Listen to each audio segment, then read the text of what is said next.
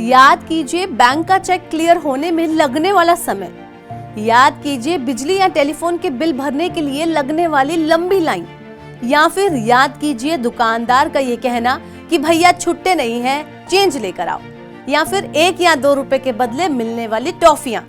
UPI के आने के बाद सब कुछ बदल गया है। झट से किसी को भी पैसे ट्रांसफर आप कर देते हो, घर बैठे बिजली का बिल भर सकते हैं और अब छुट्टे की भी कोई टेंशन नहीं है। अब सब कुछ यूपीआई से पॉसिबल है। लेकिन अब सरकार यूपीआई खातों पर लगाम कसने जा रही है। अगर आपने भी ध्यान नहीं दिया तो आपका यूपीआई आईडी 1 जनवरी से ब्लॉक हो सकता है।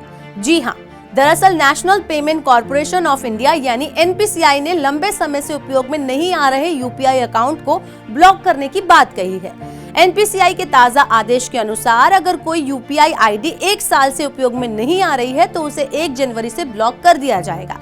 यानी अगर आपने गूगल पे, पेटीएम, फोन पे पर 2023 में किसी भी बैंक का यूपीआई आईडी बनाया है और बना हुआ छोड़ दिया है और उसे पूरे साल इस्तेमाल नहीं किया है, वह यूपीआई आईडी 1 जनवरी से ब्लॉक कर दिया जाएगा।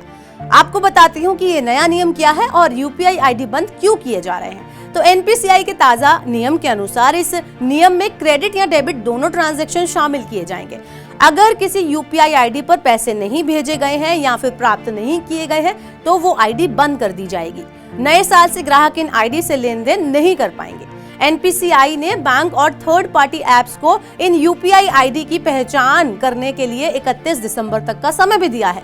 हालांकि आपका यूपीआई आईडी अचानक बंद नहीं किया जाएगा। इसमें आपके यूपीआई आईडी को उपयोग में नहीं किया गया है तो संबंधित बैंक आपकी यूपीआई आईडी को निष्क्रिय करने से पहले आपको एक नोटिफिकेशन देगा। ईमेल या एसएमएस के माध्यम से वो आपको इस बारे में जानकारी देंगे और आपको समय रहते इसे एक्टिव करने के लिए भी कहेंगे। अगर आप फिर भी इसे एक्टिव नहीं करते हैं तो आपका यूपीआई आईडी निष्क्रिय यानी कि बंद कर दिया जाएगा। अब जान लेते हैं कि ये कवायद आखिर क्यों की जा रही है। तो एक्चुअल में ये नियम गलत व्यक्ति के खाते में पैसे ट्रांसफर होने से रोकने के लिए उठाया जा रहा है।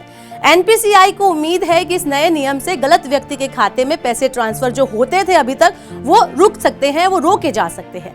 हाल ही के सालों में इस तरह के कई मामले सामने आए हैं। लोग अक्सर नए फोन से जुड़ी यूपीआई आईडी को निष्क्रिय किए बिना मोबाइल नंबर बदल लेते हैं।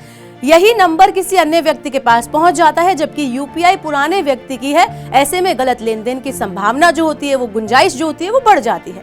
नए नियम के बाद अब नए साल से इस खतरे का भय भी कम हो जाएगा।